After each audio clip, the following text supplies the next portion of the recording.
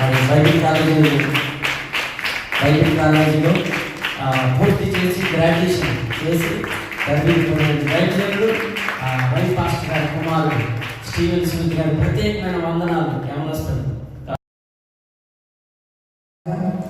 దైవజనులు తండ్రి సమానులు రమేశయ్య గారికి, రోజమ్మ గారికి, వారి కుమారులిద్దరికి, అలాగే సంఘ సభ్యులకి, సంఘ పెద్దలందరికీ కూడా మనస్ఫూర్తిగా నేను కృతజ్ఞతలు తెలియజేస్తున్నాను. ఇది గొప్ప ఘనతగా, ఆధిక్యతగా భావిస్తున్నాను. చాలా చక్కటి విశ్వాసాలను దేవుడు రమేశయ్య గారికి ఇచ్చాడు. అందుని బట్టి మేము ఎప్పుడు సంతోషిస్తూ ఉంటాం. ఏ విధంగా చెప్పాలి అంటే ఒక కారణం చెప్తాను. మరి ఇక్కడ మేము ఉదయకాలంలో ఆరాధన జరిపించుకోవడానికి ఎంతో పెద్ద మనసుతో మాకు ఇక్కడ అవకాశం ఇచ్చారు. అది అయ్యగారి గొప్పతనం, మంచిదే. అయితే సర్లే అని మేము ఎంత ప్రయత్నించినా 7:05 అట్లా వస్తున్నాం. కానీ మేము వచ్చేలోపే అయ్యగారితో పాటు కూడా కొంతమంది సంఘ బిడ్డలు ఇక్కడికి వచ్చి పరిచర్య చేసి మా కోసం మరి ఈ స్థలాన్ని సిద్ధపరుస్తున్నారు. చాలామంది కృష్ణ గారు పిల్లలు, స్త్రీలు, చిన్నపిల్లలు చాలామంది వచ్చి సహకరిస్తున్నారు. వారందరిని బట్టి కూడా నేను దేవుని స్తుతిస్తున్నాను. ఇంకా సంతోషం కలిగే విషయం ఏంటంటే మా వాళ్ళు 7 గంటల కంటే 8:30 వస్తారు. కానీ మీకు 10 గంటల ఆరాధన అయితే 8:30, 9 గంటలకు వచ్చి కూర్చుంటున్నారు. ఇలాంటి వింత విశ్వాసం నేను ఎక్కడ చూడలేదు. దేవుడు మీ ఆకలిని తీర్చను గాక. దేవుని కొరకు మనం పడే ఏ ప్రయాస కూడా వ్యర్థంగా పోదు. ఆమె అసలు ఆమె కూడా చెప్పలేదు, విమానంగా పొగిడింది. అనేక సార్లు మనుషుల మీద ఆశలు పెట్టుకుంటాం. పిల్లలు తల్లిదండ్రుల మీద, తల్లిదండ్రులు పిల్లల మీద, భార్య భర్త మీద, భర్త భార్యల మీద. కానీ 100% ఏం చెప్పొచ్చు అంటే ఏదో ఒక సమయంలో మన ఆశలు అరియాశలు అవుతాయి. అంటే మొత్తం అది వదిలేసిపోతారని అనలేం, కానీ మనము ఆశపడినట్లుగా వారు తిరిగి ప్రేమించరు. మనం ఆశించినట్లుగా వారి యొక్క ప్రతిస్పందన ఉండదు. కాబట్టి నిరుత్సాహం కలుగుతుంది. కానీ కేవలము దేవుని కొరకు, దేవునిపై మనం పెట్టుకున్న ఏ ఒక్క ఆశ కూడా అది మనకు వృధాగా పోదు. దానికి మించి, మన ఊహలకు మించి, మన ఆశలకు మించి, మన కోరికలకు మించి, మన వాంఛలకు మించి ఆయన మాత్రమే మనల్ని పట్టించుకునేవాడు. హల్లెలూయా, హల్లెలూయా. అందును బట్టి దేవునికి మహిమ కలుగును గాక. మొదటిగా నేను ఒక మాట జ్ఞాపకం చేసుకొని తర్వాత వాక్యంలోనికి వెళ్దాం. మార్కు సువార్త 6వ అధ్యాయం. మార్కు సువార్త 6వ అధ్యాయం 1 నుంచి 5 వచనాలు చదివి సహాయం చేయండి.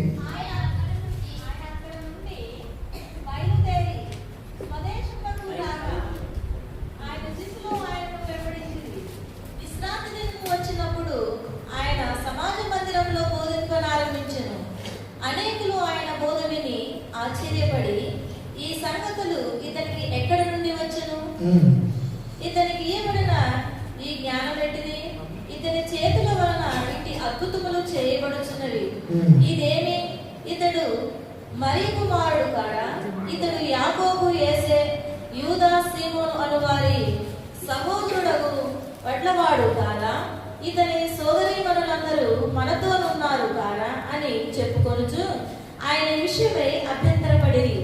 అందుకు యేసు, ప్రవక్త తన దేశములోను, తన బంధువులతోనూ, తన ఇంటి వారితోనూ తప్ప మరి ఎక్కడనూ గణహీనుడు కాడని చెప్పెను. అందువలన కొంతమంది రోగుల మీద చేతులుంచి వారిని స్వస్థపరచుట తప్ప మరి ఏ అద్భుతమును ఆయన అక్కడ చేయజాలకపోయాడు. ఇక్కడ యేసయ్య తన పరిచర్యను ఆరంభించి ఎక్కడైతే ఆయన పుట్టి పెరిగి మరి ఏ ప్రజల మధ్యలో అయితే ఆయన నివసించాడో మరలా పరిచర్య చేస్తున్న టైంలో ఆ సొంత గ్రామానికి వెళ్ళాడు. అయితే ఆయన ఏమి ఎక్స్పెక్ట్ చేసి ఉంటాడు? నేను అనుకుంటాను యేసయ్య ఎలాగా ప్రజలు స్వీకరిస్తారని ఆశపడి ఉంటాడంటే, అరే మావోడే, మా యేసే, మాతో తిరిగిన వ్యక్తే, ఇప్పుడు చూడండి దేశం మొత్తంలో గొప్ప కార్యాలు చేస్తున్నాడు, మంచి కార్యాలు చేస్తున్నాడని ఆనందిస్తారేమో అని అనుకుని ఉండొచ్చు. కానీ అక్కడికి వెళ్ళినాక సీన్ రివర్స్ అయిపోయింది. ఆయన బోధిస్తున్నప్పుడు ఆ బోధలో ఉన్న వాక్యాన్ని, ఆ బోధలో ఉన్న సారాన్ని వినకుండా ఏంటి ఇట్లా చెప్తున్నాడు, ఏంటి ఈయనకి ఇంత జ్ఞానం ఎక్కడిది, అసలు ఈయన ఎక్కడ నేర్చుకున్నాడు, ఈయన మన మధ్యలో తిరిగినాడు కాదా, మనకే చెప్తుండేందని అభ్యంతరపడ్డారు. అది సర్వసాధారణమే. ఏసైకి జరిగితే రమేష్ గారికి జరుగుతుంది, నాకు జరుగుతుంది, వికాస్కి జరుగుతుంది, ఎవరికైనా జరుగుతుంది. కానీ నేనేం కోరుకుంటానంటే, ఆ ప్రజలు అలాగ చేశారని వాళ్ళకంటే దేవుడు తెలియదు, వాళ్ళకంటే వాక్యం లేదు, వాళ్ళకంటే పరిశుద్ధాత్మ సహాయం లేదు. కానీ మనము ఎన్నో సంవత్సరాలుగా యేసుని వెంబడిస్తూ దేవుని సన్నిధిలో ఎదిగి వచ్చిన మనము కూడా అనేక సార్లు ఆ ప్రజలుగా ఉంటాం. నా కోరిక వికాస్ వాసు ముందుకు రావాలి, ఇక్కడి నుంచి ఒకసారి వచ్చి.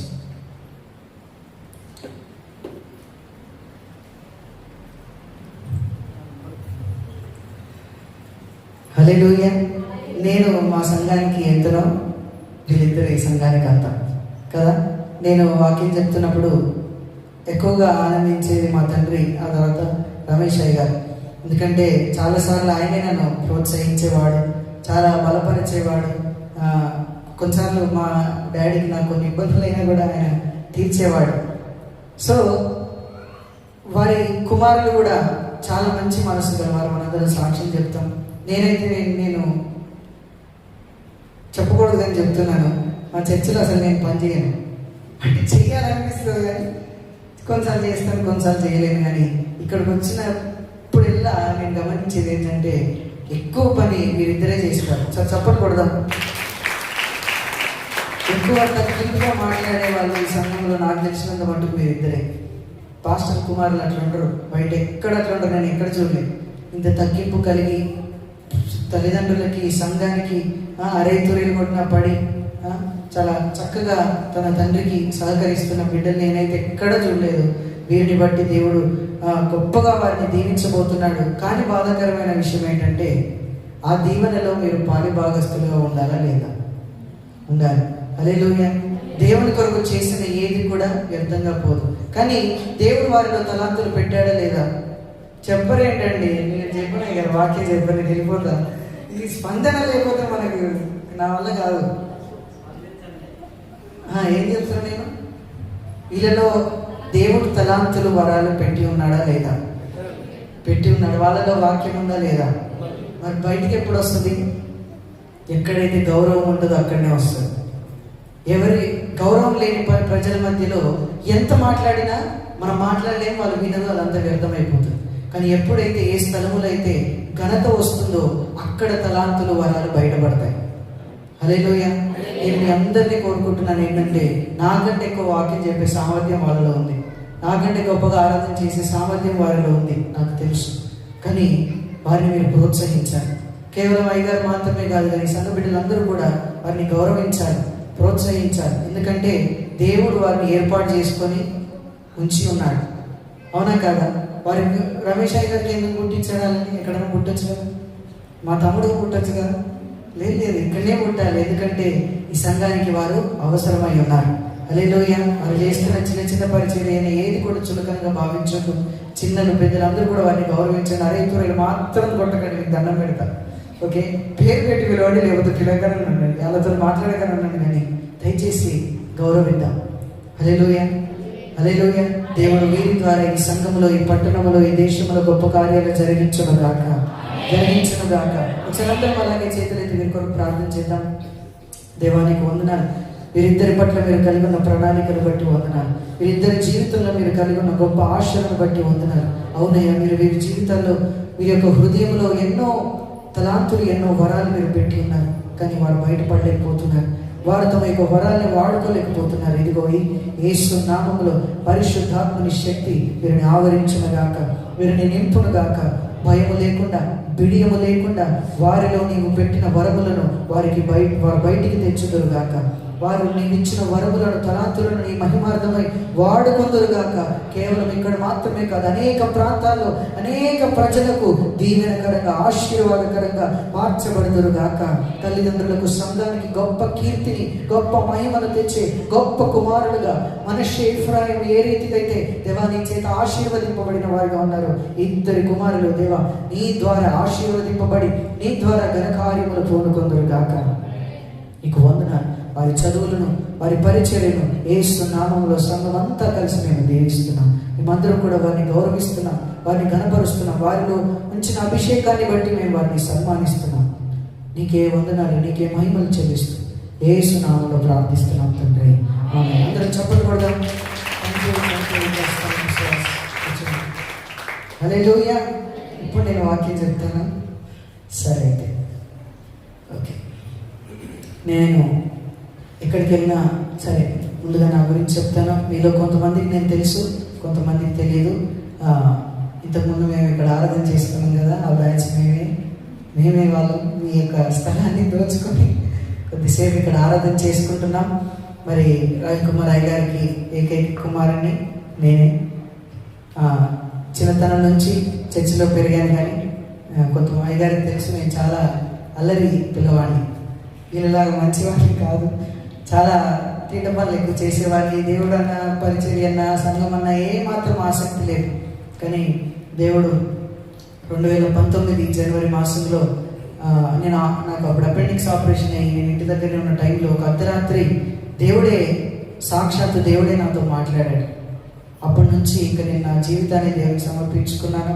2020లో మా తల్లిదండ్రులు నన్ను సమర్పించారు. 2021 డిసెంబర్ నుంచి నేను నా చదువులు ముగించుకున్నాను. ఆ 2021 డిసెంబర్ నుంచి నేను సంపూర్ణ సేవలో కొనసాగుతున్నాను. మరి దేవుడు నా సమర్పణను గౌరవించి నా చదువులన్నింటిలో కూడా నన్ను ఘనపరిచాడు. నా డిగ్రీలో కూడా నేను ఒక్కరోజు కూడా కాలేజ్ పోయి నాకు తెలియదు. చాలా మంచి కాలేజీలో సీట్ వచ్చింది. రేవంత్ రెడ్డి సీఎం ఉండే కదా, ఆ సీఎం చదివిన కాలేజీలోనే నేను చదివిన, కానీ సీఎం కంటే ఎక్కువ మార్కులు నాకు వచ్చినాయి. హల్లెలూయా. నాకు 97% దేవుడు నన్ను అక్కడ గణపరిచాడు. ఆ తర్వాత నా చదువులు ముగించుకొని నేను బైబిల్ కాలేజ్లో జాయిన్ అయ్యాను. మరి లేట్గా జాయిన్ అయినప్పటికీ అక్కడ కూడా నేను టాపర్ ఆఫ్ ద బ్యాచ్గా కూడా మళ్ళీ దేవుడు నన్ను గణపరిచాడు. ఇప్పుడు ఇంకొక బైబిల్ కాలేజ్లో నేను చదువుతున్నాను.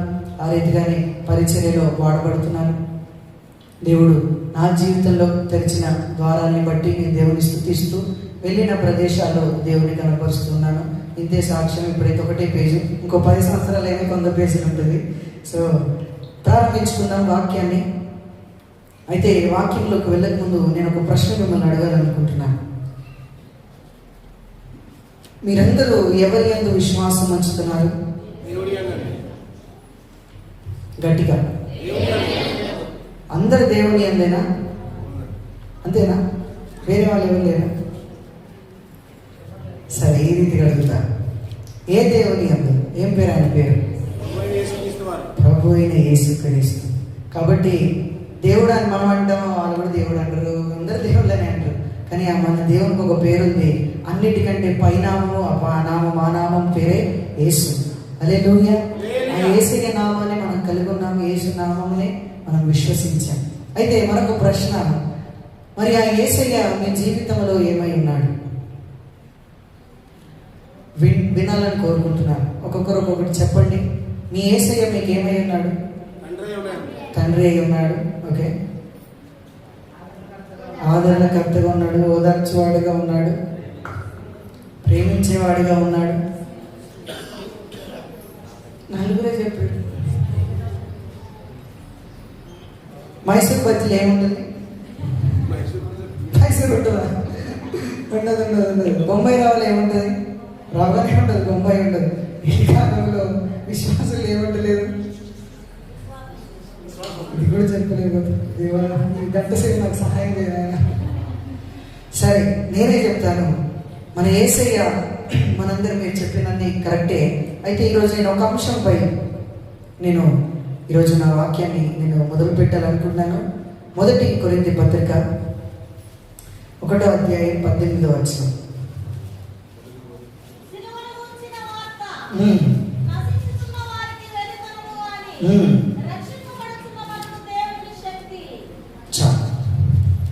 సిలువను గూర్చిన వార్త రక్షించబడుతున్న మనకు దేవుని శక్తి. ఇక్కడ రక్షింపబడిన వారు ఎంతమంది ఉన్నారు? దేవునికి స్తోత్రం, చాలా మంది ఉన్నారు. అయితే రక్షించబడే వారికి దేవుడు ఒక శక్తిని ఇచ్చాడు. ఏంటి ఆ శక్తి? ఈ వచనం ప్రకారం సిలువను గూర్చిన వార్త. యేసయ్య చాలాసార్లు మనందరం చెప్పాం కదా ఇందాకనే, ఆదరిస్తున్నాడు, బలపరుస్తున్నాడు, తండ్రిగా ఉన్నాడు, పట్టించుకుంటున్నాడు, చూసుకుంటున్నాడు. ఇవన్నీ సత్యమే, బాగుంది. కానీ యేసయ్య ఈ లోకానికి రావడానికి ముఖ్యమైన కారణం ఏంటి?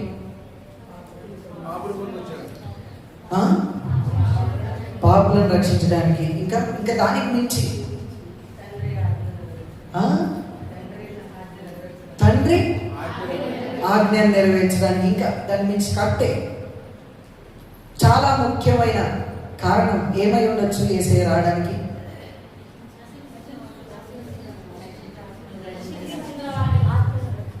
నశించు వారిని రక్షించడానికి. కరెక్ట్. ఇంకా ఈ వాక్యం ప్రకారం చూస్తే సిలువను ఎక్కడానికి, అంతేనా కాదా? ఈ సిలువ ఎక్కడం బట్టే నశించిన వారు రక్షించబడుతున్నారు, పాపాల నుంచి విడుదల వస్తుంది, తండ్రి ఆజ్ఞ నెరవేరేది. ఇవన్నీ కూడా యేసయ్య సిలువకు విధేయత చూపించాడు కాబట్టి. హల్లెలూయా. ఆయన వచ్చిందే మరణించడానికి, అవునా కాదా? చాలాసార్లు మనకు కూడా పిల్లలు పుడతారు. పుట్టినప్పుడు ఏమని అనుకుంటాం? దీవిస్తారు, మంచిగా పుట్టాలని పేరు పెట్టి, ఇతనికి ఇట్లా అవ్వాలి, అట్లా అవ్వాలి, ఇట్లా అవ్వాలి కలలు అంటారు, బ్రతకాలని కోరుకుంటారు. కానీ ఎవరైనా కానీ పుట్టాడు, ఇతడు ఎప్పుడు చచ్చిపోతాడు, ఇతడు ఎప్పుడు చచ్చిపోతాడు, ఏడు చచ్చిపోతాడు అని ఆలోచిస్తారా? కాదు కదా. మనం పుట్టింది ఎందుకు? బ్రతకడానికి. కానీ మన దేవుడు పుట్టింది ఎందుకంటే మన కోసం మరణించడానికి. హల్లెలూయా. ఆ మరణములోనే మన శక్తి దాగుంది. నేను అంటాను, మనందరం విశ్వాసులమా కాదు? మనందరం యేసయ్య నమ్ముకున్నామా కాదు? అందరం నమ్ముకున్నాం కదా. కానీ ఎందుకు కొందరు మాత్రమే గొప్ప ఉద్యోగంలో, కొందరు మాత్రమే దేవుని వాక్యములో, అభివృద్ధిలో నడుస్తూ ఉంటారు, కొందరు మాత్రము అలాగలా ఉంటారు? ఎందుకు? దేవుడు కొందరిని ఎక్కువగా దీవించి దేవుడు కొందరు తక్కువగా దీవిస్తాడా? మరి ఏంటి? ఎక్కడ తేడా పడుతుంది? ఎక్కడ అంటే వారు యేసయ్య గురించి ఎక్కువగా తెలుసుకున్నారు. హల్లెలూయా. యేసయ్య వారి కోసం ఏమి చేశాడో అది వారు గ్రహించారు. హల్లెలూయా. అందుకే పౌలు గారు కూడా ఇదే అధ్యాయం 23వ వచనంలో కూడా అంటాడు. ఏమంటాడు? చూడండి, సిలువ వేయబడిన క్రీస్తును ప్రకటించుచున్నాను. నేను నా జీవితంలో మొట్టమొదటిసారి రమేష్ అయ్య గారి వాక్యం విన్నాను. రమేష్ అయ్య గారి వాక్యం విని ఆయన ఫ్యాన్ అయిపోయాను. ఆ రోజు ఏం వాక్యం చెప్పినట్టు ఇదే వాక్యం, సిలువను గురించిన వార్త అని. సిలువను గురించి చాలా చక్కగా చెప్పారు మా సంఘంలో. అప్పటి వరకు అయ్యగారు ఇంత మంచి వాక్యం చెప్తాడని నాకు తెలియదు. అప్పటి నుంచి ఆయనకి నేను అభిమాని అయిపోయాను అనమాట. కాబట్టి ఆయనతో నేను చెప్పలేను, కానీ కొన్ని విషయాలు సిలువను గురించి మనం ధ్యానిద్దాం. హల్లెలూయా. పౌలు గారు కూడా అదే ప్రకటించాడంటే, ఎక్కడికి పోయినా సిలువను గురించే ఆయన ప్రకటించాడు. ఎందుకు సిలువను గురించి ప్రకటించాడంటే, సిలువలోనే మన శక్తి అంతా దాగి ఉంది. మీరు విన్నారో లేదో, చాలా మంది అన్నిలు వెక్కిరిస్తూ ఉంటారు. 2 మేకలు వీక్కోలేనాడు ఏం దేవుడు ఏం ఆరాధిస్తారు అంటారు. లేదు, మీరు విన్నారా?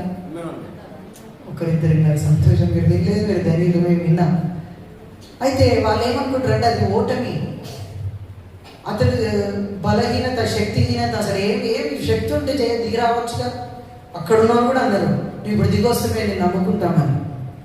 కానీ అది బలము లేక కాదు, బలం ఉండి కాబట్టి అట్లా చేస్తాడు. అవునా కాదా? ఇప్పుడు చూడండి, ఒక చిన్నపిల్లగాన్ని కదిలించామనుకోండి, పొరపాటున కొట్టాం, వాడికి నన్ను కొట్టే శక్తి లేకపోయినా వాడు ఏం చేస్తాడు? ఏదో ఒకటి దెబ్బలు ఇట్లా వేస్తాడు. తర్వాత మా డాడీకి చెప్తా, మా మమ్మీకి చెప్తా. బలం లేనోడే ఒక చిన్న అన్యాయం జరిగితే ఓర్చుకోలేకపోతుండే. అసలు మానవ నైజంలో అది లేదు. కానీ అలాంటిది ఆయన బలవంతుడు కాబట్టే దాన్ని భరించాడు. బలవంతుడు కాబట్టే అవమానాన్ని స్వీకరించాడు. ఎందుకంటే ఆయన సిలువలో వేలాడేటప్పుడు మనందరి ముఖాలు ఆయన కళ్ళలో మెదులుతున్నాయి. ఒకవేళ నేను సిలువ దిగితే, ఇదిగో ఫలాని అక్క రక్షణ పొందదు కదా, మరి మన మ్యారేజ్ అయిన అన్న రక్షణ పొందడు కదా, వాక్యం జరిగించక కాదు కదా. అందుకే మనందరి కోసము ఆయన సిలువలో వేలాడి ఆ శాపాన్ని, ఆ పాపాన్ని ఆయన సహించాడు. అసలు ఆయన ఎందుకు సిలువను ఎక్కాల్సిన అవసరం వచ్చింది? ప్రశ్న. ఎందుకు అంత ఘోరంగా మరణించాల్సిన అవసరం ఏమొచ్చింది? ఎందుకంటారు? ఏదో ఉత్తిగానే ఆయన అంత చేశాడా? కారణం లేకుండానే అంత చేయాల్సి వచ్చిందా? చూడండి, యేసే కూడా అది ఇష్టం లేదు. అందుకే రేపు మరణిస్తాడనగా గురువారం రాత్రి ఏమని ప్రార్థన చేశాడు? తండ్రి నీ చిత్తమైతే దయచేసి తొలగించు. అంటే ఎంత వేదన పడి ఉండొచ్చు. ఆయన కూడా ఏం ఈజీ కాదు. హెబ్రీ పత్రిక 12:1 ఏముంటుందంటే ఆయన సిలువను సహించి అని ఉంటుంది. ప్రేమించని లేదు, ఆయన కూడా సహించాడు. నొప్పి కలుగుతుంది, ఏం చేస్తాం? సహిస్తాం. సూదేసినప్పుడు ఏమైతే నొప్పి వస్తుందా లేదా? సహిస్తాం. అట్లా సహించాడు. ఎందుకు అంత సహించాల్సిన అవసరం ఏమొచ్చింది? ఎందుకు చెప్పండి? ఆదికాండంలోనికి వద్దాం. ప్రతిదానికి ఆన్సర్ ఆదికాండంలోనే ఉంటుంది. ఓకే, మొదటిగా అసలు దేవుడు మానవుని ఎలా సృజించాడో మనం గమనించాలి. ఆదికాండము 1వ అధ్యాయం 26 నుంచి చదవండి. దేవుడు మన స్వరూపమందు మన పోలికను చొప్పున నరులను చేయుదుము. వారు సముద్రపు చేపలను, ఆకాశ పక్షులను, పశువులను, సమస్త భూమి మీద ప్రాకు ప్రతి జంతువులను ఏలుదురుగాకని పలికెను. దేవుడు తన స్వరూపమందు నరుని సృజించెను. దేవుని స్వరూపమందు వారిని సృజించెను. స్త్రీని గాను పురుషుని గాను వారిని సృజించెను. దేవుడు వారిని ఆశీర్వదించెను. ఎట్లనగా మీరు ఫలించి అభివృద్ధి పొంది విస్తరించి భూమిని నిండించి దానిని లోపరుచుకోండి. చాలు. ఈ 3 వచనాల్లో మనం గమనిస్తే ఏంటంటే దేవుడు తన స్వరూపములో, తన పోలికలో మానవుని చేశాడు అని ఉంది. అవునా కాదా? మనందరం ఎవరి పోలికలో చేయబడ్డాం? కోతి పోలికలో కాదు, దేవుని పోలికలో. హల్లెలూయా. వీళ్ళు ఎవరైనా దేవుని చూసారా? చూడలేదా? చూడలేకపోతే రమేష్ అయ్య గారిని చూడండి, అట్నే ఉంటాడు దేవుడు కూడా. ఎందుకంటే దేవుని పోలికలోనే కదా సృష్టించింది. అవునా కదా? మనందరం ఎవరి స్వరూపంలో, ఎవరి పోలికలు ఉన్నాం?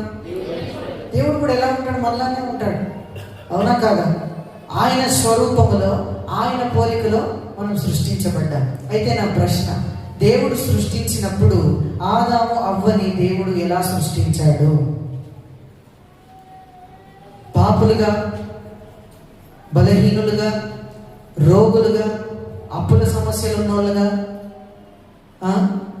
గుండెపోటు ఉన్నోళ్ళుగా, బీపీ ఉన్నోళ్ళుగా, షుగర్ ఉన్నోళ్ళుగా సృష్టించాడా? లేదా తాను దేవుడు ఎలా ఉన్నాడో అలాగే సృష్టించాడా? కదా? దేవుడికి బీపీ ఉందా? నాకు డౌట్ వస్తుంది. అప్పుడు ఉందా? లేదు కాబట్టి ఆయన కోపం రావట్లేదు. ఉంటే అయిపోతుండే వాడి పని. ఆయనకి లేదు. షుగర్ ఉందా? జ్వరం ఉందా? లేదు. పాపం ఉందా ఆయనలో? లేదు. ఆయన మనల్ని కూడా అదే రీతిగా సృజించాడు. దేవుడు మనల్ని సృజించినప్పుడు చూడండి, మనకి వారిని ఆశీర్వదించాడు. దేవుడు మనల్ని మొట్టమొదటిగా మనల్ని చేసిన వెంటనే ఆయన ఏం చేశాడంటే ఆశీర్వదించాడు, బ్లెస్సింగ్ ఇచ్చాడు.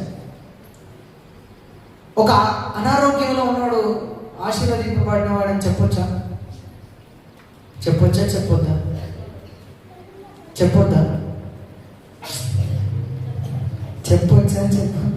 దండం పెడితే మాట్లాడండి. చెప్పొద్దా? చెప్పలేం కదా. ఎందుకంటే తానే బాలేడు, తానే బలహీనంగా ఉన్నాడు. ఒక అప్పుల సమస్యలు, నిరంతరం అప్పుల సమస్యలు, ఆర్థిక ఇబ్బందులు ఉన్నాడు. అరే ఈ బ్రదర్ చాలా దీవించబడ్డాడని మన సాక్ష్యం చెప్పొచ్చా? చెప్పలేం. ఎందుకంటే అది దీవెన అనిపించుకోదు. మనం ఏదో పొగడతలు చెప్పినా కూడా మనుషులకు అర్థమైపోతుంది, ఇంత ఒప్పిస్తున్నాడు, అది సత్యం కాదని. కానీ చూడండి, దేవుడు మనల్ని సృజించినప్పుడు ఆయన మనల్ని సంపూర్తిగా, పర్ఫెక్ట్గా దీవించబడిన వారిగా మనల్ని చేశాడు. ఆయన మానవుల్ని చేసినప్పుడు ఆయన ఏ రోగం పెట్టలేదు. ఆయన మానవుల్ని చేసినప్పుడు ఏ ఇబ్బంది పెట్టలేదు, ఏ బలహీనత పెట్టలేదు, ఏ షుగర్ పెట్టలేదు, ఏ బీపీ పెట్టలేదు, ఏ ఆర్థిక ఇబ్బందులు పెట్టలేదు. అవునా?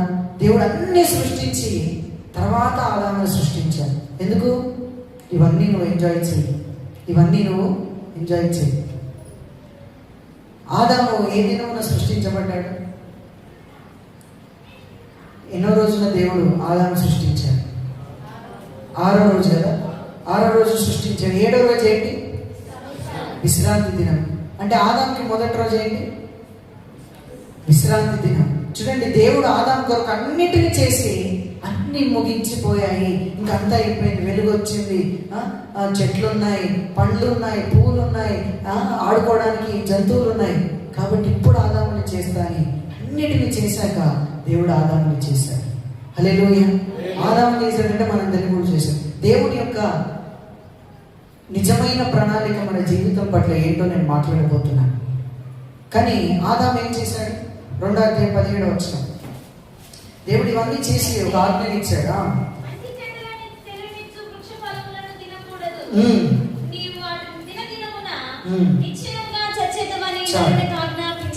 ఏమని చెప్పాడంటే, నీకోసం ఇవన్నీ చేశాను, ఇవన్నీ తిను, కానీ ఈ ఒక్క చెట్టు ఉంది, ఈ ఒక్క పండు మాత్రం నీవు తినొద్దు అని చెప్పాడు. ఎందుకు అలా చెప్పాడు? ఎందుకంటే ఆయన రోబోట్లను చేయలేదు, మనుషులను చేశాడు. మనిషికి ఆయన స్వేచ్ఛనిచ్చాడు, ఎన్నుకునే అవకాశాన్ని ఇచ్చాడు. నీకు ఇష్టమైనది చెయ్యి. నువ్వు నన్ను ప్రేమించాలనుకున్నావు, ప్రేమించు. నన్ను కాదని వేరే విధంగా జీవించాలనుకున్నా ఓకే, నీ ఇష్టం అని దేవుడు ఒక ఎంపికను, ఒక చాయిస్ని దేవుడు ఆదాంకి ఇచ్చాడు. కానీ ఆదాం ఏం చేశాడు? పోయి ఆ గొంతులోకే దుంకాడు. నాకు దేవుడు వద్దు, నాకు ఇదేదో కావాలి, నేను దేవుళ్ళలాగా. చూడండి, అసలు దీనికి ముందు 3వ అధ్యాయంలో సర్పం వచ్చి ఏమని చెప్తాడు? 3వ వచనం చదవండి. 3వ అధ్యాయం 3వ వచనం. దేవుడు మీరు చావకుండానట్లు వారిని తినకూడదనియు వాటిని ముట్టకూడదనియు చెప్పెనని సర్పముతో అనెను. అందుకు సర్పము, నీవు చావనే చావరు, మీరు చావనే చావరు, ఏలయనగా మీరు వాటిని తిను దినమున మీ కన్నులు తెరవబడినయు మీరు మంచి చెడ్డలను ఎరిగిన వారై దేవతల వలె ఉందురనియు, దేవతల వలె ఉందురని దేవునికి తెలియనని. చాలక్క చాలు. దేవుడు అంటున్నాడు అది తింటే మీరు చస్తారని. ఇక్కడ వీడొచ్చి ఏం చెప్తున్నాడు? అపవాది, మీరు చావనే చావరు. 5వ వచనం, మీరు వాటిని తిను దినమున మీ కన్నులు తెరవబడతాయి. అంటే ఇన్ని రోజులు నీ కళ్ళు మూసుకొని బతికిరా? కళ్ళు తెరిచేవాడుగా ఉంది చెట్టు. కళ్ళు తెరవబడతాయి అన్నాడు. ఆల్రెడీ నా కళ్ళు ఏంది తెరుచుకొని ఉన్నాయి. తర్వాత ఏం చెప్పాడు? మీరు దేవతల్లా ఉంటారు అన్నాడు. దేవుడు ఆదామని ఎలా చేశాడు అనుకున్నాం? తన స్వరూపంలో, తన పోలికలు. అంటే ఎవరిలా ఉన్నారు? దేవుడిలాగానే ఉన్నారు. అపవాది గారు ఏం చెప్పాడు? అదే మీరు ఆల్రెడీ అయ్యారు, మీరు ఆల్రెడీ దేవదూతలుగానే ఉన్నారు, ఆల్రెడీ మీ కళ్ళు తెరవబడి. వాడొచ్చు అంటుండు, లేదు ఇది తింటే మీ కళ్ళు తెరవబడితే మళ్ళీ మీరు దేవుడిలాగా అవుతారు. నేను కూడా అపవాది ఇదే పని చేస్తున్నాను క్రైస్తవుల మధ్యలో. అక్కడికి వస్తున్నాను, రాబోతున్నాను. అయితే తర్వాత ఆదాము అవ్వ అపవాది స్వరమును విని అపవాదికి విధేయత చూపించి ఆ చెట్లు తిన్నాడు. తినగానే ఏమైంది? వెంటనే శాపం వచ్చింది. పాపం వచ్చింది, శాపం వచ్చింది. ఆ శాపంతో ఏమొచ్చినాయి? 1+1 ఆఫర్ అన్నట్టు రోగాలు వచ్చినాయి, బాధలు వచ్చినాయి, ఇబ్బందులు వచ్చినాయి. అప్పటి నుంచి చెమట కార్చి పని చేస్తున్నారు. అంతకుముందు పని ఉంది కానీ చెమట లేదు. చెమట ఎవరికైనా ఇష్టమా? ఇష్టం లేదు. కానీ ఆ శాపానికి గుర్తుగా చెమట వచ్చింది. అప్పటి నుంచి ప్రయాస. ఈ బాధలన్నీ కూడా ఎవరు పెట్టారు? సాతాను కదా, ఆదాం పెట్టిండు. ఆదాం చేయబట్టే కదా. చాలాసార్లు మనల్ని ఏమంటారు తెలుసా? దేవుడు అసలు ఎందుకు పెట్టాడో నాకు ఈ సమస్య, ఏం నేర్పించడానికి? దేవుడు ఎందుకు పెట్టాడో ఈ రోగం? దేవుడు పెట్టాడు రోగం ఆదాంకి? చెప్పరేంది? ఎవరు పెట్టారు? వాళ్ళ పాపమే, వారి అవిధేయతే. దేవుడు యాకోబు పత్రిక 1వ అధ్యాయం 17వ వచనం ఒకసారి చదువుదాం.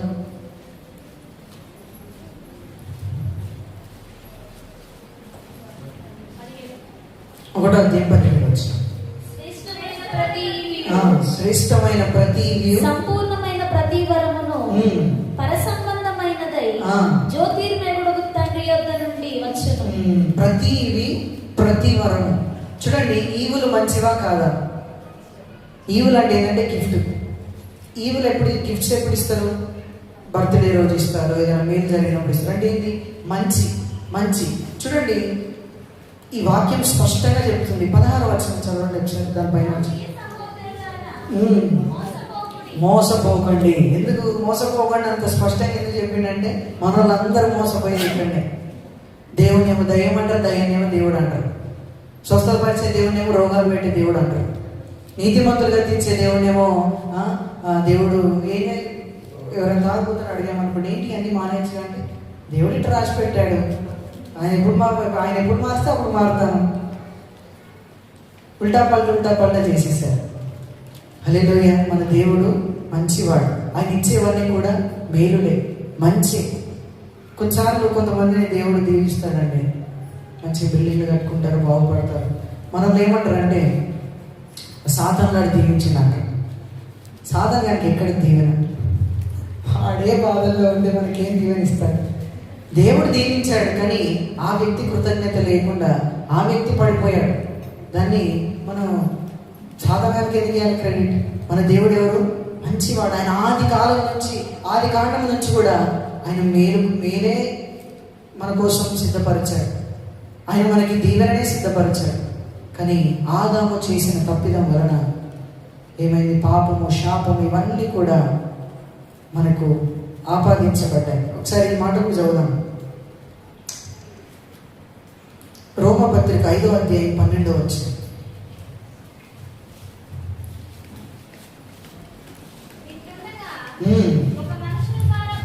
ఒక్క మనుషుని ద్వారా పాపము ద్వారా మరణమును లోకములో ప్రవేశించాయి. చాలు. అలాగనే మనుషులందరూ మరణిస్తున్నారు. చూడండి, దేవుడు అంటున్నాడు ఒక్కడు చేసిన తప్పిదాన్ని బట్టి మనుషులందరూ కూడా పాపులుగా అయిపోయారు. మనం ఏమనుకుంటామంటే, ఇక్కడ పాపులు ఎంతమంది ఉన్నారు? ఒకసారి చేతులు ఎత్తారు. పాపులు 3-4. సరే, నీతిమంతులు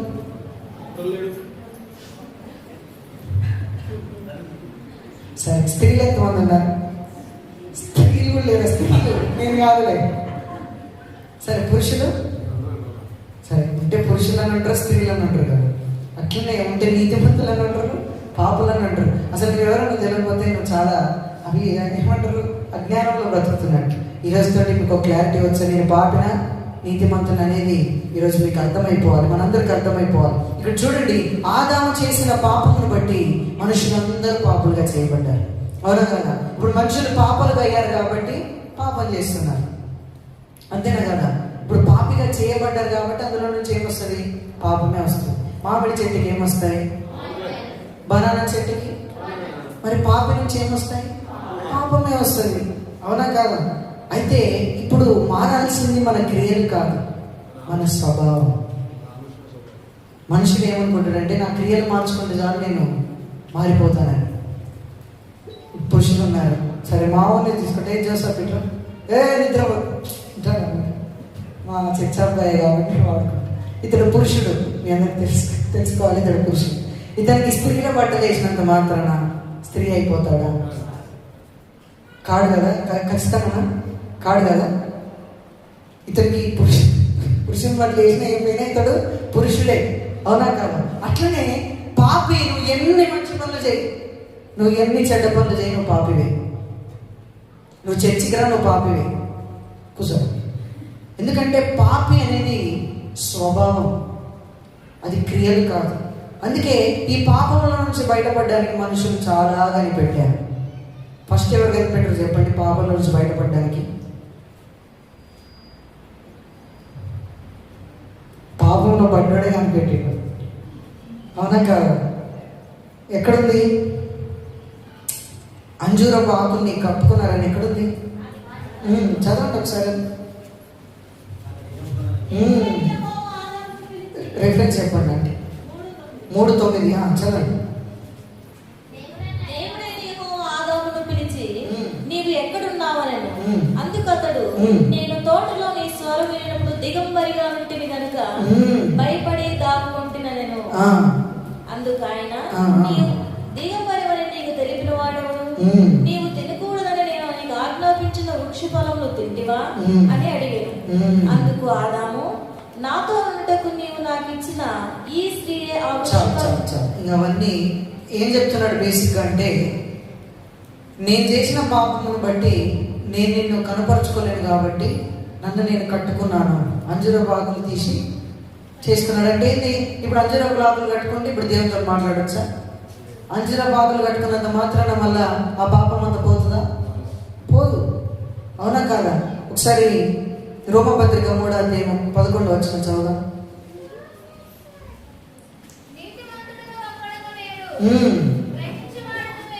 చూడండి, నీతిమంతుడు ఒక్కడుగా లేడు. అంటే తన శక్తి చేత తనంతట తాను నీతిమంతుడిగా అయ్యే శక్తి భూమి మీద ఎవ్వరికీ లేదు, ఎవ్వరికీ లేదు.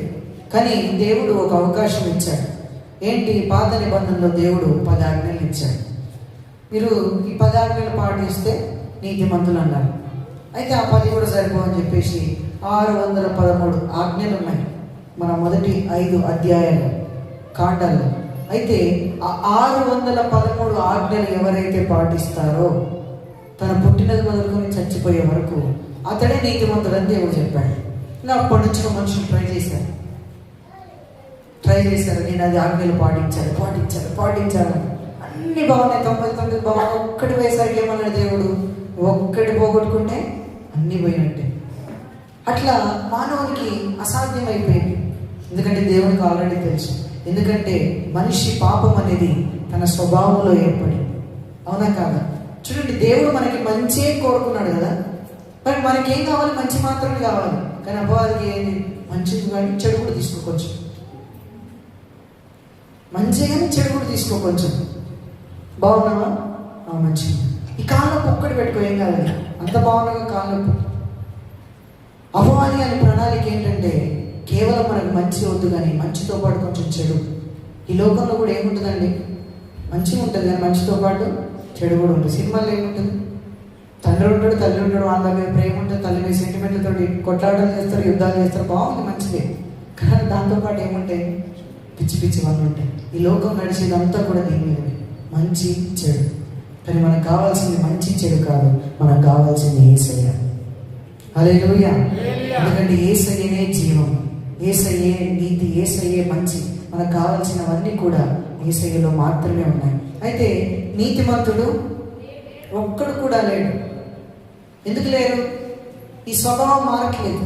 అయితే అప్పటి నుంచి ఆదాం ప్రయత్నించాడు. ఆదాం కాడి నుంచి తర్వాత 10వ అధ్యాయంలో బాబేలు గోపురం కట్టుకుంటారు కదా. వాళ్ళు ఏమనుకున్నారు?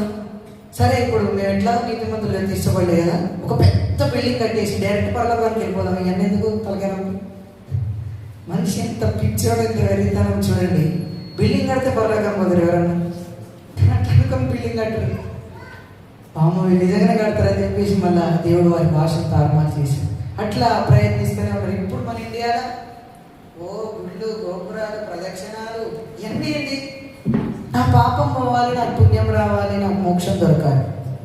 కానీ అవి ఎందులో దొరకవు. ఇంకోటి ఏంటి? మన క్రైస్తవ బ్యాచ్లో కూడా మతం, క్రైస్తవులు కూడా మతం ఉందా లేదా? మీరు క్రైస్తవులేనా? క్రైస్తవులు కూడా మతము చెందిన వారు. మతం వాళ్ళు మాత్రమే కాదు, మనలలో కూడా మస్తు మంది ఉంటారు. ఎట్లా చెప్తా చూడండి. ప్రార్థన చేసుకుంటారు, బైబిల్ చదువుతారు, చర్చికి వస్తారు. ఇప్పుడు ఇక నా తోపులేడు అనుకుంటారు. ఎక్కడన్నా ఒక్కరోజు అడిట్ అయిందనుకో ఇంట్లోకి వెళ్ళి బయటికి వెళ్ళారు. అంటే ఏంటి? నా క్రియలే ఇంకా.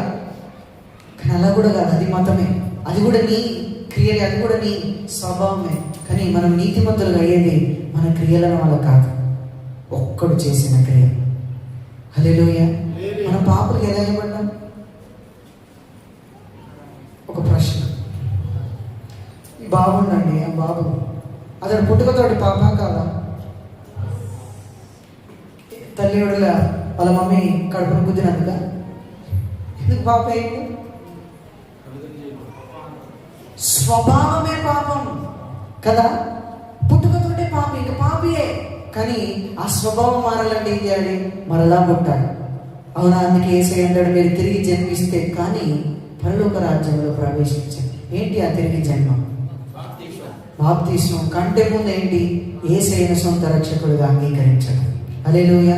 ఎందరైతే ఆయన నామమందు విశ్వాసం ఉంచుతారో వారందరికీ దేవుని కుమారులగునట్లుగా ఆయన అధికారం ఇచ్చాడు అని వాక్యం సెలవిస్తుంది. హల్లెలూయా. ఎప్పుడైతే యేసుని నమ్ముకున్నామో మనం తిరిగి జన్మించాం. అందుకే ఈ మనిషి ఒక్క మనిషి చేసిన తప్పిదం వల్ల అందరు పాపులుగా చేయబడ్డారు. అలానే ఒక్కడు చేసిన గొప్ప నీతి కార్యము ద్వారా తన యందు విశ్వాసం ఉంచి అనేకులు నీతిమంతులుగా తీర్చబడ్డారు. చప్పట్లు కొడదాం మీ కొట్టుబిడ్డ. రోమపత్రిక 5:19 వచనం చదువుదాం. 5:19. చూడండి, చూడండి, ఎట్లయితే ఆదాము చేసిన పాపం వలన మనుషులందరూ పాపులుగా చేయబడ్డారో అలాగే ఒక్కని విధేయత వలన అనేకులు నీతిమంతులుగా చేయబడుదురు. హల్లెలూయా, హల్లెలూయా. ఈరోజు యేసయ్య వస్తే ఎంతమంది ఎత్తబడతారు? చేతులు చూపించండి. మీతో రారా మరి ఎడిపోతారండి మీరు? సరే, ఇప్పుడు వచ్చిన వాళ్ళని అడుగుతారా? అని అడుగుతారు, నాకు సంబంధం లేదు. వచ్చిన వెళ్తారు. ఎందుకు పోతారు మీరు పరలోకానికి? ఏం చేసినా పోతారు? చెప్పాలి చెప్పాలి చెప్పాలి, నాకు టైం అయిపోతుంది. ఎందుకు పోతారు? ఎట్లా? నేను చర్చికి వస్తాను కాబట్టి పోతున్నా కాదు, యేసయ్యని నమ్ముకున్నాను కాబట్టి మాత్రమే. హల్లెలూయా. మన చర్చికి ఎందుకు వస్తున్నాం? యేసయ్య మీద ప్రేమతోటి. వాక్యం ఎందుకు చదువుతున్నాం? యేసయ్య నీకు ఎక్కువ తెలుసుకోవడానికి. ప్రార్థన ఎందుకు చేస్తున్నాం? యేసయ్యతో సహవాసం చేయడానికి. హల్లెలూయా, హల్లెలూయా. చూడండి, ఒక్కని విధేయత వలన అనేకులు నీతిమంతులుగా తీర్చబడతారు. ఆమేన్. యేసయ్య శిలువలో ఉన్నప్పుడు ఏం జరిగింది చెప్పండి నాకు. ఏం జరిగింది శిలువలో? యేసయ్య శిలువలో ఉన్నప్పుడు ఏం చేశాడు? మేము మా సిరికి వచ్చానా చర్చికి వచ్చాను? యేసయ్య చెప్పరేనా? దండం పెడదా? ఏం చేశాడు శిలువలో? యేసయ్య ప్రాణం పెట్టాడు, రక్తం కాల్చాడు, దెబ్బలు తిన్నాడు. ఎవరి కోసం? నా కోసం, నీ కోసం. హల్లెలూయా. 2 కొరింథీ పత్రిక 5:21 వచనం. యేసయ్య శిలువలో ఏమి అయ్యాడు? ఎందుకనగా మనము నీతిమంతులు అవ్వడానికి ఏ పాపము చేయకపోయినా కూడా మన కోసము ఆయన పాపముగా మారాడు. మీకు ఒకటి తెలుసా? యేసయ్య నీతిమంతుడుగా చనిపోయాడా, పాపిగా చనిపోయాడా? నీతిమంతుడుగా చనిపోయాడా? మీరు వచ్చేసరికి ఆంటీ మీకు చికెన్ పెడతారా, పప్పు పెడతారా? పప్పు పెడితే బాగుంది. మీరు అందరూ పప్పులో కాలేసి వద్దాం అనుకున్నా. నీతిమంతునిగా చనిపోలేఆయన పాపిగా చనిపోయాడు. అందుకే కదా అప్పటి వరకు యేసయ్య ఎక్కడైనా దేవుణ్ణి నా దేవాన్ని పిలిచాడు. ఎప్పుడైనా ఏమన్నాడు? నా తండ్రి పని, నా తండ్రి, మీ తండ్రి, మీ తండ్రి. అంతసేపు తండ్రి తండ్రి అని మాట్లాడిన ఆయన అక్కడికి వచ్చేసరికి ఏమంటాడు? నా దేవా, నా దేవా. హెబ్రీ పత్రికలో రమేష్ గారు రిఫరెన్స్ చెప్తాడు. ఏముంటుందంటే నేను ఎన్నడూ ఎడకు విడువను ఎడబాయను అని ఉంటుంది. 13వ అధ్యాయం అనుకుంటున్నాను. ఒకసారి మాట చదవండి. ఎన్నో వచనం అది? 5వ వచనం చదవండి. ఏ మాత్రము విడువను ఎడబాయనని, ఎన్నడూ ఎడబాయనని చెప్పాడు కదా. చూడండి, దేవుడు ఏమంటున్నాడు? నేను నిన్ను ఎప్పుడు విడిచిపెట్టను, ఎప్పుడు వదిలిపెట్టను అంటున్నాడు. అది ఎప్పుడు మనం మంచుకున్నప్పుడైనా, మనం పాపం చేసినప్పుడు కూడా.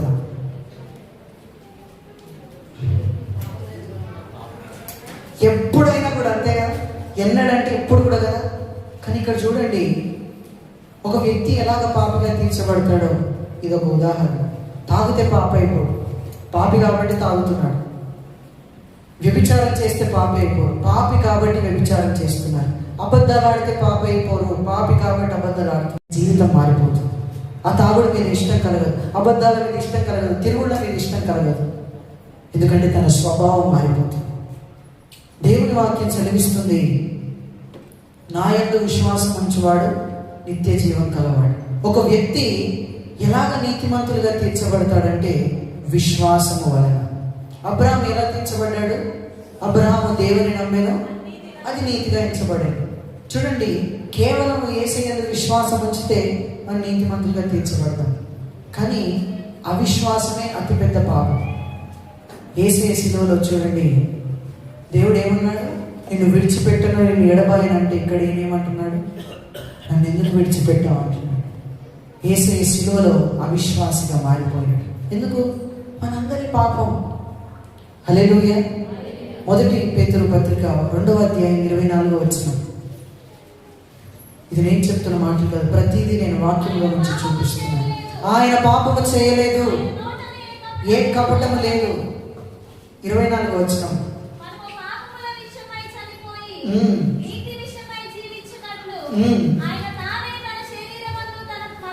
చూడండి, తన శరీరమందు మన పాపములను రాను మీద మోసుకున్నాడు. యేసయ్య శిలువలో మరణించినప్పుడు మనందరి పాపాలు ఆయన మోసాడు. అందుకే ఆయన పాపిగా చేయబడ్డాడు. హల్లెలూయా. ఇప్పుడు నువ్వు ఆడుతున్న అబద్ధాలు, ఇప్పుడు నువ్వు చేస్తున్న నీచ కార్యాలు, ఇప్పుడు నువ్వు చేస్తున్న ప్రతి పాపము యేసయ్య శిలువలో మోసాడు. అందుకే ఆయన ఏమయ్యాడు? పాపిగా అయిపోయాడు. అవిశ్వాసం వచ్చేసింది. దేవా ఎందుకు విడిచిపెట్టావు అనిపిస్తుంది. ఎందుకు ఒక పాపికి ఇప్పుడు ధైర్యం ఉంటుందా? దేవుడు నా దోస్తాను అంటాడు ఎప్పుడైనా పాపి? అనలేడు. ఎందుకంటే భయం అవుతుంది.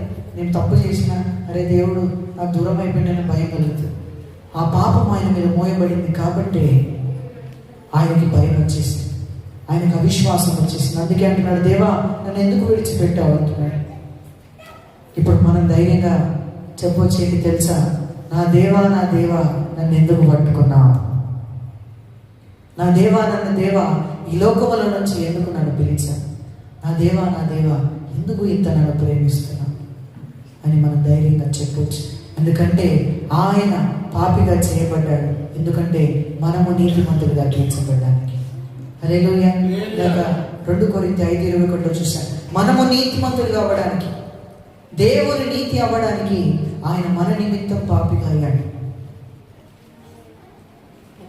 అసలు ప్రతి క్రైస్తవుడు తెలుసుకోవాల్సిన సత్యమే ఇది. కానీ ఇక్కడ నుంచి దైవజనులు ఎన్నిసార్లు పట్టుకున్నా, ఎన్నిసార్లు చెప్పినా ప్రజలకు అర్థం కాదు. అందుకే చాలామంది యేసయ్య నమ్ముకున్నామనే పేరు తప్ప వారి జీవితంలో ఎటువంటి ఫలము కనిపించదు. ఎందుకంటే వారి స్వభావం మారలేదు. కానీ మన యేసయ్య మన స్వభావాన్ని మార్చడానికి వచ్చాడు. హల్లెలూయా. ఆయన సిలువను ఎక్కుట ద్వారా నీవు నేను చేసిన, అందుకే యోహాను అంటాడు కదా, లోక పాపమును మోసుకొని పోవచ్చున్న దేవుని గొర్రెపిల్ల. హల్లెలూయా. దేవుడు తెచ్చుకున్నాడు ఒక గొర్రెపిల్లను, దేవుడు వధించుకున్నాడు. ఆ గొర్రెపిల్ల కార్చిన నిష్కలంకమైన రక్తమును బట్టి సర్వలోక మానవాళి పాపమునంతా కూడా కడిగి హిమము వలె తెల్లగా చేశాడు. హల్లెలూయా. చేతులంటే చప్పట్లు కొట్టండి. హల్లెలూయా. అందుకే ఆ సిలువయే ఇప్పుడు మనకు దేవుని శక్తి. మొదటి మాట మనం చదువుకున్నాం కదా, సిలువను గూర్చిన వార్త రక్షింపబడుతున్న మనకు దేవుని శక్తి. ఆయన సిలువ ఎక్కాడు కాబట్టి నేడు మనము సంతోషముగా మందిరానికి వస్తున్నాం. సంతోషముగా దేవుడు నన్ను దీవించావు, నీకు వందనాలని చెబుతున్నాం. ఆయనను ఆరాధిస్తున్నాం, ఆయనని స్తుతిస్తున్నాం, ఆయన వాక్యాన్ని చదువుతున్నాం. హల్లెలూయా. ఆ సిలువలో సర్వలోక మానవ వారి పాపమును ఆయన మోసుకున్నాడు. హల్లెలూయా. రోమపత్రిక 3వ అధ్యాయం 22వ వచనం. ఏ భేదమును కాదు 22వ వచనం. విశ్వాసమూలమైనదై నమ్ము వారందరికీ కలుగు దేవుని నీతి అయి ఉన్నది. చూడండి, నీతి అనేది ఎలా కలుగుతుంది? విశ్వాసం వలన కలుగుతుంది. ఎలాగా? ఎవరి మీద విశ్వాసం? ఏ పేరు? దేవుని పేరు. యేసుక్రీస్తునందు విశ్వాసము. ఒక వ్యక్తి పరలోకానికి ఎందుకు పోతున్నాడు? యేసుక్రీస్తుని నమ్మాడు కాబట్టి పోతున్నాడు. ఒక వ్యక్తి నరకానికి ఎందుకు పోతున్నాడు? యేసుని నమ్మలేదు కాబట్టి. అంతే, ఫుల్ స్టాప్. దాని తర్వాత నీకేదైనా నువ్వు ఎన్ని మంచి పనులు చేయగాక, లోకంలో ఉన్న పేదవాళ్ళందరినీ పోషించుగాక, నువ్వు ఏదైనా చేయగాక, కానీ యేసుని నీవు అంగీకరించకపోతే నువ్వు ఇంకా నరకానికి వెళ్తావు. నువ్వు ఇక్కడ ఆ శిలువలో వేలాడిన దొంగలాగా లోకం మీద నీచమైన బతుకొచ్చు కాక, కానీ ఎప్పుడైతే మారుమనసుకుంది యేసయ్య నీ జీవితంలోనికి ఆహ్వానిస్తావో, యేసయ్య అన్నాడు కదా, నేడు నీవు నాతో కూడా పరదేశంలో ఉంటాయి. మనకి ఎంట్రీ టికెట్ ఇచ్చేది కేవలం ఒకే ఒకటి, అది యేసయ్య నందు విశ్వాసం. హల్లెలూయా. ఇప్పుడు యేసయ్య నమ్ముకుంటేనే పరలోకం అన్నప్పుడు, యేసయ్య నమ్ముకుంటే ఇక్కడ మన బ్రతుకు ఎలా ఉంటుంది? గొప్పగా ఉంటుంది. హల్లెలూయా. 2 కొరింథీ పత్రిక 8వ అధ్యాయం 9వ వచనం ఒకసారి చదువుదాం. నేను ముగిస్తున్నాను, 5 నిమిషాలు ముగిస్తున్నా, సమయం అయిపోయింది. 2 కొరింథీ 8:9.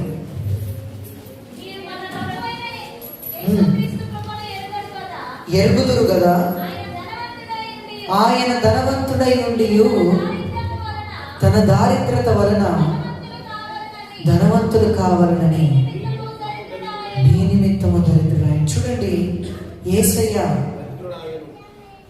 ఆయన ఈ లోకంలో ఉన్నప్పుడు దరిద్రుడు ఉన్నాడా, ధనవంతుడు ఉన్నాడా?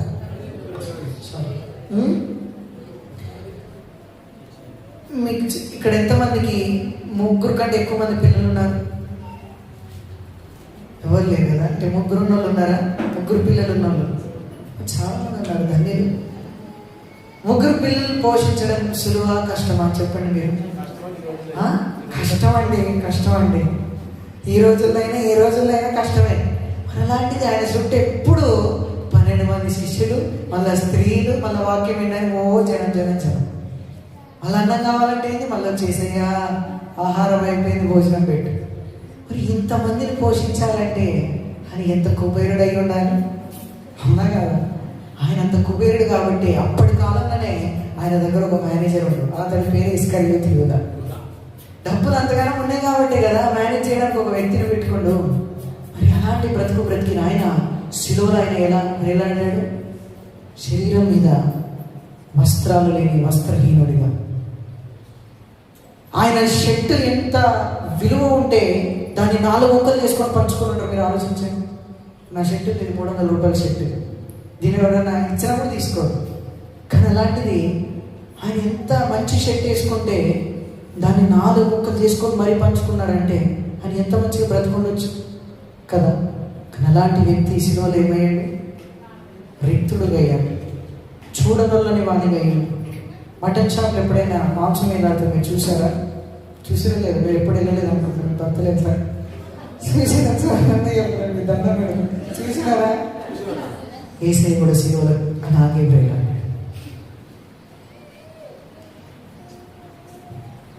మనం దావత్ చేసుకున్నప్పుడు మేక పిల్లలకు వస్తేనే చూడలేము. అలాంటిది ఎంతమంది ప్యాషన్ ఆఫ్ క్రైస్ట్ సినిమా చూసారు? అంటే యేసయ్య కొడతారు కదా, సినిమా చూసారు కదా, ఎట్లా కొడతారు? అలా చూపించింది కొంచెమే. ఇంకా అంతగా ఆయన ఎందుకు అంటే నీవు నేను ఏ రోగాలు భరించొద్దని. హల్లెలూయా. యెషయా గ్రంథం 53:5 ఏముంది? ఆయన పొందిన దెబ్బల చేత నీకు స్వస్థత ఉన్నది. హల్లెలూయా. మన స్వస్థత కొరకు చాలా మంది మనం ఆశపడతాం. నీకు నాకు స్వస్థత ఎక్కడి నుంచి వస్తుంది తెలుసా? ఆయన పొందిన దెబ్బలను బట్టి. హల్లెలూయా. ఒక్కరికైనా చూసారా? ఒక్క దెబ్బ కొట్టిందని చూసారా? యేసయ్య ఏదైనా పాటలైనా ఇట్లా కొట్టి ఇట్లా లాగుతుంటే ఏమొస్తుంది? మాంసం అంతా ఇట్లా ఊడుకొచ్చేసినట్టు ఆ రోగాలన్నీ, నేను అనుభవిస్తున్న రోగాల నొప్పంతా కూడా ఆయన భరించాడు. ఎందుకు తెలుసా? నీవు నేను భరించాల్సిన అవసరం లేదు. నీవు నమ్మగలిగితే ఈ రోజే నీవు స్వస్థత పొందుకోవచ్చు. నేను నిన్నటి దినాన మా బైబిల్ కాలేజ్లో ఒక గొప్ప అద్భుతం చూశాను. సుమారుగా 12 సంవత్సరాల నుంచి ఒక సిస్టర్ గారు, సుమారుగా 55 సంవత్సరాలు అలా ఉంటుంది. వాళ్ళ కొడుకు పెళ్ళైపోయి మంచి స్థాయిలో ఉన్నారు. ఆమెకి కాలులో ఏదో నరము వీక్నెస్, నడవలేదు. ఏదో అది పట్టుకుంటారు కదా, స్టిక్ పెట్టుకొని నడిచే వ్యక్తి. అయితే మేమందరం నమ్మాం, ప్రార్థన చేశాం. యేసయ్య పొందిన దెబ్బలలో స్వస్థత ఉన్నది అని ఆమెకి 2 మాటలు చెప్పాను. యేసయ్య నీ రోగం, క్రైస్తవురాలు, నీ రోగాలు భరించాలని నమ్ముతున్నాను. మరి నీకు ఇలా ఉండడం దేవుడికి ఇష్టమా? అంటే ఇష్టం లేదు. నీకు ఇష్టమా? ఇష్టం లేదు. మరి నువ్వు స్వస్థత పొందాలని ఆశపడుతున్నావా? నడవాలని ఆశపడుతున్నావా? ఆశపడుతున్నాను. అయితే ఒక ఇద్దరు ముగ్గురు మేము ఉండి ప్రార్థన చేశాం. 2 సెకండ్లలో ఆమె లేచింది, కర్ర పక్కకు పడేసింది, నడుచుకుంటూ వెళ్ళిపోయింది. నిన్న జరిగిన సంఘటన, నిన్ననే నా కళ్ళతో నేను చూశాను, నేను అక్కడ ఉన్నాను. యేసయ్య నిన్న నేడు నిరంతరం ఏకరీతిగా ఉన్నాడు. అప్పుడు ఆయన స్వస్థపరుస్తుంటే ఇప్పుడు ఆయన మారిపోయిందా? ఆయన చేతులు బలహీనమైనయా? ఆయన రిటైర్మెంట్ తీసుకోలేదు. అప్పుడు స్వస్థపరిచేవాడిగా ఉంటే ఇప్పుడు స్వస్థపరిచేవాడిగానే ఉన్నాడు. అప్పుడు జీవితాన్ని మార్చేవాడిగా ఉంటే ఇప్పుడు నువ్వు జీవితాన్ని మార్చేవాడిగా ఉన్నాడు. కానీ ఎక్కడ తేడా ఉందంటే మనం నమ్మట్లేదు. అందుకే అంటున్నాడు, నీ విశ్వాసమును బట్టి నీకు జరుగునుగాక. కుమారి, నీ విశ్వాసమే నేను స్వస్థపరిచాను. అందరూ కళ్ళు మూసుకొని ప్రార్థన చేసుకుందాం ఒక 2 నిమిషాలు. ఇక్కడ ఎవరైనా నేను ఇంకా పాపి అంటే మీరు కాదు. నీవు యేసయ్య నమ్మితే నీవు పాపివి కాదు. యేసయ్య నమ్మితే నీవు నీతిమంతుని, నీతిమంతురాలివి. యేసయ్య నమ్ముకున్నావు గనుకనే నీవు పరలోక రాజ్యానికి వెళ్తున్నావు. యేసయ్య నమ్ముకున్నావు గనుకనే నీవు నిత్య జీవాన్ని పొందుకున్నావు. యేసయ్య నమ్ముకున్నావు గనుకనే నీ రోగాల నుండి స్వస్థత పొందుకునే ఆధిక్యతని కలిగింది. ఇక్కడ నిజంగా ఎవరైనా నేను ఇంకా పాపిగా ఉన్నాను, నేను ఇంకా వ్యసనాల్లో ఉన్నానని బాధపడుతుంటే, ఇదిగో నీవు యేసయ్య యొద్దకు వస్తే ఆయన నీ బ్రతుకు మారుస్తాడు. యేసయ్య నీ పాపాలు భరించాలని నేను నమ్మితే ఆయన నీతిని నీవు పొందుకుంటావు. నీతిమంతుడు నీతిమంతుడుగానే జీవిస్తాడు. నీతిమంతుడు పరిశుద్ధంగానే జీవిస్తాడు. ఇక్కడ ఎవరైనా రోగులుగా ఉండి ఈ బాధతో నేను ఇబ్బంది పడుతున్నాను, ఈ నొప్పితో నేను వేదన పడుతున్నాను అనుకుంటే, ఇదిగో మన యేసయ్య మన మధ్యలోనే ఉన్నాడు. ఆయన అప్పుడు స్వస్థపరచువానిగా ఉంటే ఆయన నేటికి నీ స్వస్థపరచు దేవునిగానే ఉన్నాడు. నీవు నమ్మినట్లయితే ఒకసారి నిరుండు స్థలంలో లేచి నిలబడండి. ఇక్కడ ఎవరైనా రోగులుగా బలహీనులు, నేను స్వస్థత పొందుకోవాలని ఆశున్నారు మాత్రమే, రోగులందరూ కాదు. ఈరోజు నేను స్వస్థత పొందుకోవాలనుకున్న వాళ్ళు మాత్రమే, ఈరోజు నేను స్వస్థత పొందుకోవాలి అని నమ్మిన వారు మాత్రమే. దేవా నీకు వందనాలు. విశ్వాసంతో నిలబడిన నీ బిడ్డలు మీరు చూస్తున్నారు, నీకు వందనాలు. వారు నమ్మిన రీతిగానే, వారు విశ్వసించిన రీతిగానే వారి విశ్వాస ప్రకారం వారికి జరుగునుగాక. నీ విశ్వాసమే నిన్ను స్వస్థపరిచినట్లుగా వారు నమ్మినట్లుగా ఆ వ్యాధి నుంచి, ఆ నొప్పి నుంచి యేసు నామములో విడుదల కలుగునుగాక. యేసు నామములో సంపూర్ణమైన స్వస్థత కలుగునుగాక.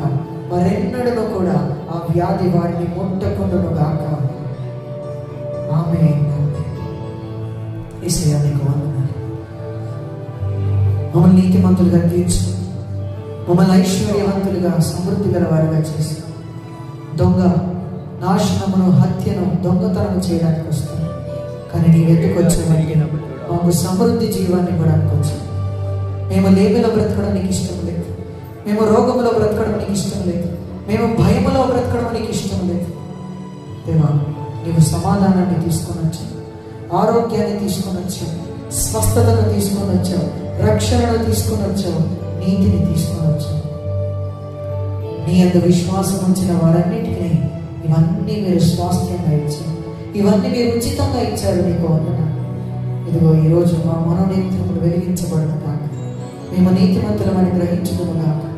నీతిమంతులుగా నేను మమ్మల్ని తీర్చావు కాబట్టి ఈ లోకంలో మేము నీతిమంతులుగా జీవించుకును కాక, మంచి సాక్ష్యమును సంపాదించుకును కాక. వ్యసనాలతో బాధపడుతున్న ప్రతి ఒక్కరు వారి యొక్క వ్యసనాల నుంచి విడుదల కలుగును కాక. వారి యొక్క పాపముల నుంచి, శాపముల నుంచి విడుదల కలుగును కాక. ఇక్కడ ఎవరైనా శాపముతో బాధపడుతుంటే యేసు నామములో ఇప్పుడే ఆ శాపాన్ని తెంపివేస్తుంది. విడుదల కలుగును కాక, విడుదల కలుగును కాక. యేసయ్యా నీకు వందనాలు, నీకు వందనాలు, నీకు వందనాలు. అందరూ లేచి నిలబడదామా?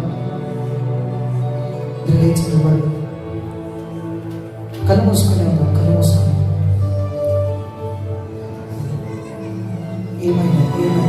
ఏమైనా దేవా నీకు వందనాలు, యేసయ్యా నీకు వందనాలు, యేసయ్యా నీకు వందనాలు.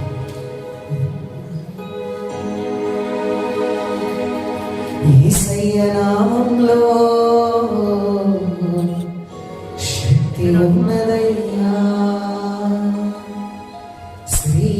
యేసయ్య నామములో శక్తి ఉన్నదయ్యా. విశ్వాసంతో అందరం చెప్తామా?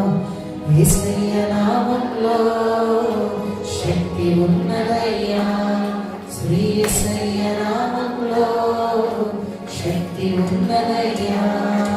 నమ్మితే చాలు నీవు పొందుకుంటావు శక్తిని. నమ్మితే చాలు నీవు పొందుకుంటావు శక్తిని. యేసయ్య నామములో శక్తి ఉన్నదయ్యా. శ్రీ యేసయ్య నామములో శక్తి ఉన్నదయ్యా.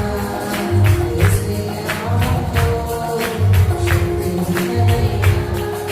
యేసయ్య నామములో శక్తి ఉన్నదయ్యా. యేసయ్య నామములో శక్తి ఉన్నదయ్యా. యేసయ్య పాపాలను క్షమించే శక్తి కలిగిన యేసయ్య, పాపిని పవిత్రపరచే. పాపాలను క్షమించే పాపిని పవిత్రపరచే. యేసయ్య నామములో శక్తి ఉన్నదయ్యా. యేసయ్య నామములో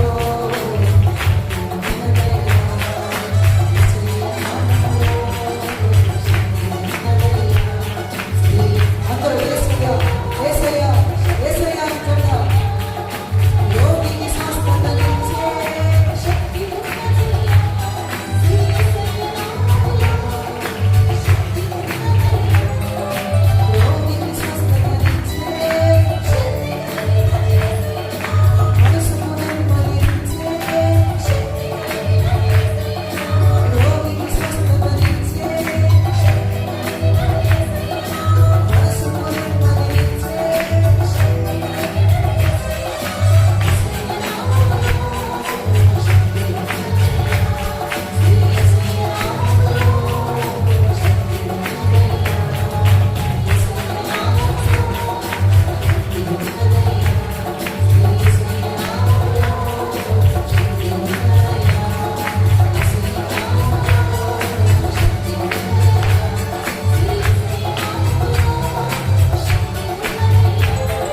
పరలోకాన్ని తప్పించే పరలోకానికి చేర్చే పరలోకాన్ని తప్పించే పరలోకానికి చేర్చే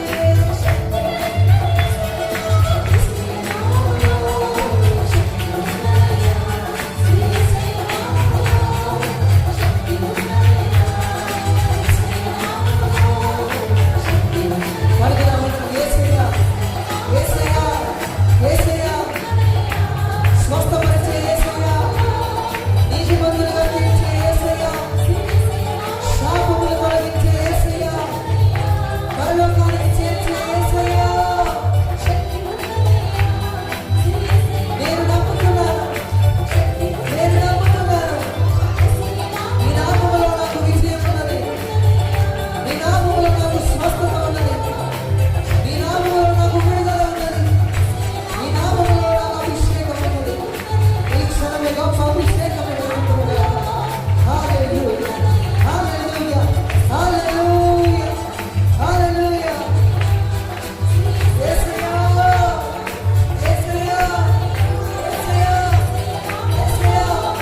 యేసయ్య యేసయ్య యేసు నామములో శక్తి ఉన్నది. యేసు నామములో శక్తి ఉన్నది. హల్లెలూయా హల్లెలూయా హల్లెలూయా. ఈ సమయం స్వస్థత పొందుకునే సమయం. ఇప్పుడే విడుదల పొందుకునే సమయం. నీవు నమ్మితే విడుదల పొందుకోవచ్చు. నమ్మితే స్వస్థత కలుగును గాక. యేసు నామములో ప్రతి రోగము విడుదల పొందును గాక. ప్రతి శాపము తొలగించబడును. ప్రతి పాపము నుంచి విడుదల పొందును గాక.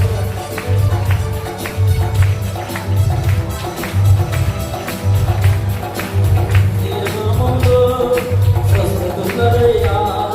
యేసయ్య నామములో స్వస్థత ఉన్నదయ్యా. నోరు తెరిచి పాడండి. నీలో గొప్ప విడుదల కలగబోతుంది. యేసు నామములో నీలో బలహీనత పోతుంది.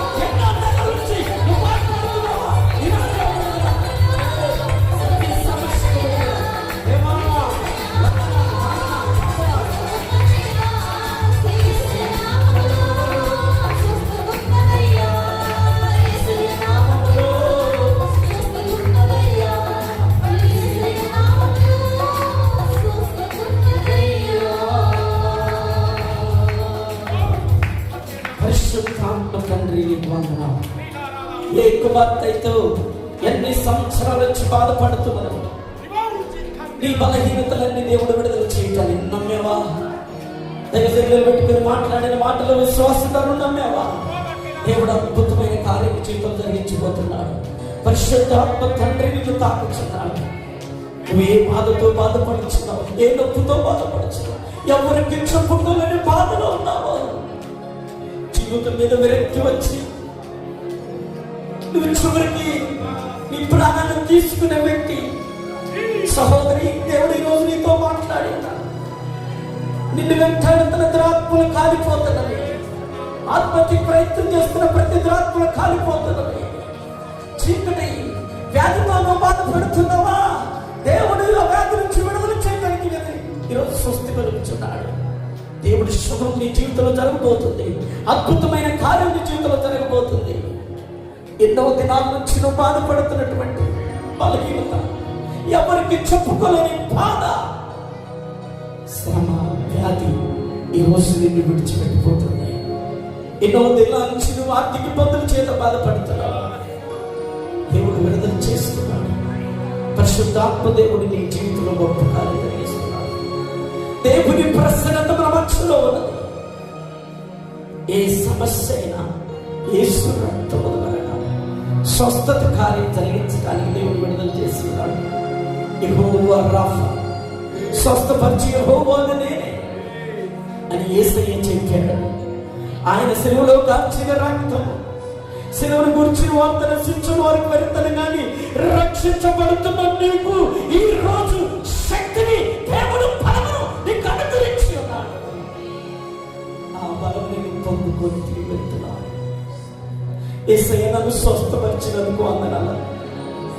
నీ గుడి వస్తాను, గుడి మీద చేయబెట్టుకున్నాను. ప్రభువా నన్ను ముట్టినందుకు వందనాలు, నన్ను తాకినందుకు వందనాలు.